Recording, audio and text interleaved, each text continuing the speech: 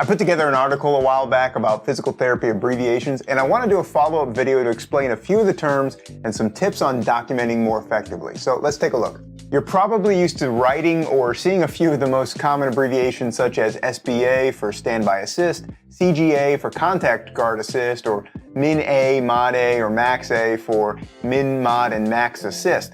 We also use terms like INDEP for independent or Mod-I for modified independent, which means the patient requires assistance from something like a cane or pushing off from a chair.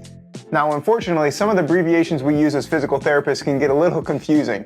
As a physical therapist myself, I have to be careful with the abbreviation PT, because a lowercase pt should mean patient, while an uppercase PT refers to the physical therapist.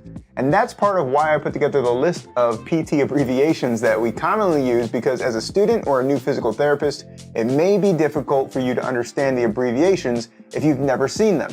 The same is true for other healthcare professionals who read the notes that we write every day, and they're not quite sure what we mean by SLS with CGA, or single leg stance with contact guard assist. But if you've been a physical therapist for a few years, you know that there really isn't a standardized list of physical therapy abbreviations.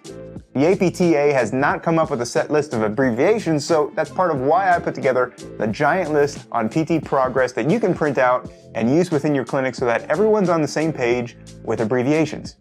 Now, for student PTs who are just starting in the clinic, it's great to review this list in case you run into some language and documentation that you're just not familiar with seeing. I do also include some of the abbreviations in the documentation templates we put together on PTProgress. And what I found out is that it's not the abbreviation that saves you the most time in the clinic, it's understanding how to write an efficient assessment phrase or documentation phrase that reflects the skill you actually provided in the session. I originally created these documentation templates for myself, but they quickly turned into a super helpful resource for new students and new grads, and even existing physical therapists who are tired of writing the same documentation phrases over and over because their brains are fried after a full day in the clinic. If you check out the documentation template, I give over 60 assessment examples based on actual exercises, balance training, and other treatments you might do in the clinic, and give you defensible documentation ideas that can save you 3 to 5 minutes per patient. If you see 10 to 15 patients a day, this is going to save you at least 30 to 60 minutes and really streamline your ability to write out the skilled documentation that's reflective of your skilled treatment. So take a look at the documentation templates here and start saving time so you can reclaim your evenings and reduce burnout within the clinic.